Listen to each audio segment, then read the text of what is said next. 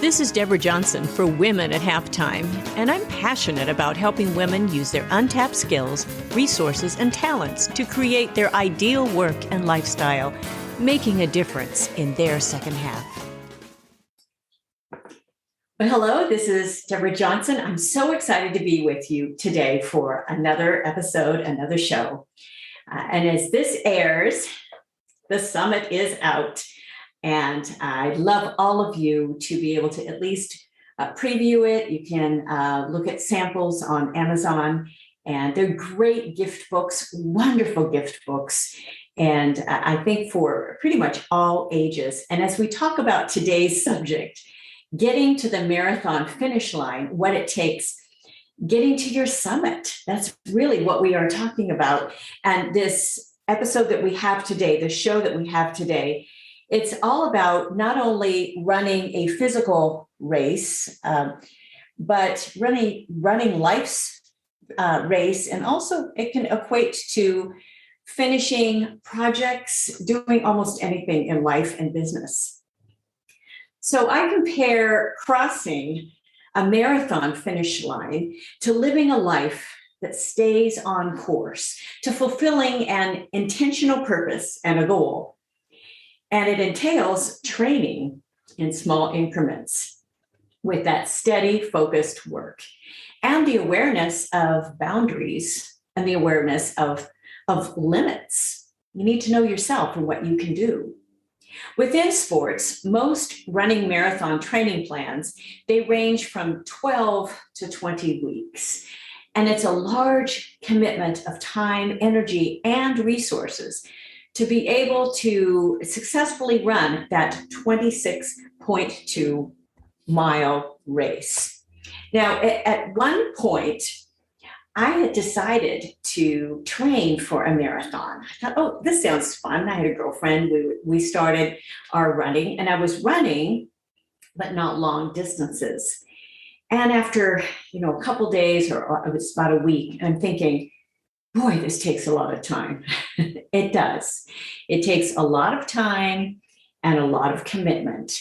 And if you're going to run something like that, of an actual physical race, of course, you have to be willing to make that sort of commitment. But you really need to make that sort of commitment in life as well, as we talk about running really a life's race, a business race.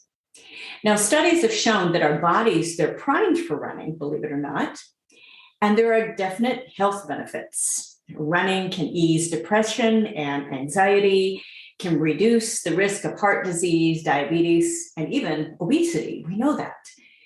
But there are drawbacks. It can also bring muscle aches, blisters, and injury. And that 26.2 mile marathon race, it's no simple run, and it can take a toll both mentally and physically. And I like to talk about hitting the wall. And do you ever feel like you've hit the wall in your business? Like you've done everything you can do and still nothing is happening? And you're tired, you're discouraged, and you're wondering what it will take to finish well. And in fact, you wonder if you should just quit or just start over in another area. And if you're honest, you've probably faced that self-talk parallel to some of those thoughts. And it's why I've put together my Hero Mountain Summit program for those even that are questioning this at halftime, midlife, or even they're reinventing.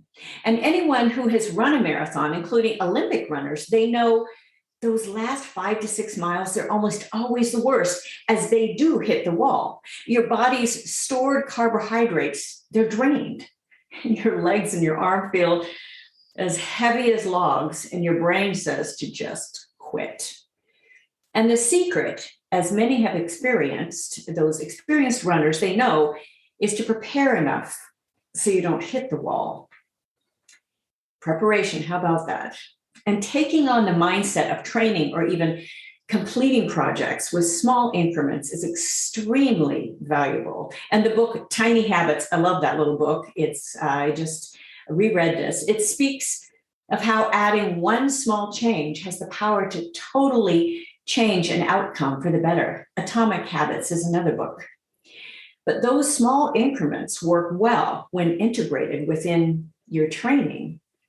So let's talk about that training for the race. Life's race, it's often compared to that marathon. We've heard this before, right? And none of us know how many years we have, but most live as though they've got many more years to live. I do, and many more years to work and play. But something not often talked about are those last miles or the last years of a marathon, and of the last miles of that marathon, whether in life or business. And I equate this with the last push of getting a project completely done, or as I say, pushing it out the door. Molly Siddell, she ran her third 26.2 mile race at the age of 20. And even what she lacked for in experience, she made up for in determination. She did a couple things that helped push her up as a top contender and finally to win the bronze in the Olympics women's marathon. Now, first of all, she attached herself to the lead pack of 24 runners in an 80-degree Fahrenheit heat with the addition of as much humidity. Can you imagine running in that? I'd be exhausted. But she attached herself to those leaders, and that's a good principle for all of us in running life's marathon and running life's race, especially in business. Surround yourself with the people that'll help you get there. Surround yourself with the type of coaching, the type of encouragement. You don't have to be just all alone in this race that you are running. And she decided, there's certain leaders in this race, and I want to finish that finish line running right with some of those runners. Molly also used the delay of the Olympic Games during COVID to her benefit. And her additional training included adding several half marathons to her resume, which were her smaller steps, even though it's still a lot of running, but it was the smaller steps to achieve her goal. And on Olympic race day, she, along with other medalists, they repeatedly doused themselves with water bottles and shoved bags of ice down their singlet, their tops, to stay cool. And she often veered away from the lead pack to run in shadier parts of the 3-lap course. And those were the small steps that helped for them when others dropped out due to the heat. She was able to keep running. And another part of her training was interesting because it included slowing down. For those of you who are runners, you know this principle, but for those of us who don't run regularly, we may wonder, slow, easy running? Well, that was an interesting part of Molly's training. And it was actually half of her total training was dedicated to that slow, easy running.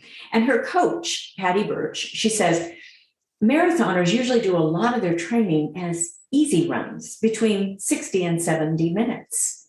And the purpose of the easy runs is to recover. And without proper recovery, a runner's workouts will suffer.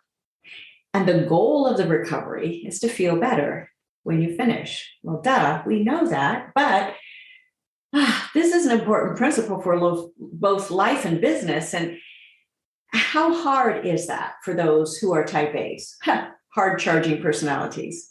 Oh, yeah, I understand that. I'm very driven, but it may feel like you'll lose momentum. You'll lose your business or even opportunity. But really, the opposite can be true. This was interesting for me. With private music students, I've taught since the age of 13. And throughout the years, I've noticed that some have come back after a break, can be a small break even, but with that freshness and a confidence that wasn't previously apparent. Now, it doesn't mean that all areas of their training have moved ahead, like note learning, but certain areas that can't easily be taught, they have improved. Now, what areas? This is part of that, at that little finish line, as I say, crossing that finish line. Areas like expression, areas of like strength with your playing. It's almost like they were able to erase some of those bad habits. and taking a couple weeks off, taking a month off, sometimes even taking longer. It was interesting. Now they have to get back to it. The hardest part is for them to be committed to coming back to it, because not all people do that. They might quit and then just quit totally. But if they come back to it, that's a very good principle, because again, as I said, certain areas can't be just taught. They have to kind of be caught. So, and this is true at work, of course. If you take even a 20-minute break to walk outside, love that. Take notice of your refreshment and your energy in getting back to a project. And most of us realize how important this is during a workday. And for many types of jobs, those breaks are specified. However, solopreneurs, entrepreneurs, we need to plan those breaks in our day. And it's not easy to do when there are self-imposed deadlines and those engagements to fulfill and projects to complete. We want to just keep moving and pushing ahead. So life's marathon, let's talk about that. We normally think of those who are in their later years as having already slowed down, right? And some may have done this physically and even mentally. Oh, but there are also those that I know who also have more energy than many who are decades younger. I know 80-year-olds. Oh my gosh, the energy they have. But whatever camp that you plan to be in, maybe you don't have much of a choice, but there are areas of preparation and training that should be taken in care of anticipation of those years. I think it's important to look ahead. And some of this can be compared to finishing a recording project. I've done quite a few, over 24 albums and many recording projects. And when finishing an album, before all went mostly digital, there was artwork to create for CD covers. And for those of you who remember, there were also covers for cassette tapes. Remember those? Yeah, kind of the retro now. But throughout the years, what has risen in importance is promotion. And planning ahead is absolutely necessary for the success of that promotion. And with careful planning, though, it won't be an overwhelming obstacle. I always said the album is like this, the promotion is just like this. And that type of release of a project, it readily applies to planning ahead for life's later days. And you don't have to be overwhelmed or discouraged and fearful thinking about it. If you can visualize it as preparing and planning for a project or a marathon finish line, it might help you accept more of its reality without that dread or fear. And to do so, you've really got to focus on what's most important. So let's ask that question. What's most important? For Seidel, in running a marathon, she still ran hard with the leaders of the pack during the race. But she still found shade that helped her regulate her body temperature during the race. Important. She had prepared well, knowing her body's needs. And I assume she might have really known where those spots of shade might have lied around the course. She might have planned ahead for that. Be smart if she did, and she could plan those increments.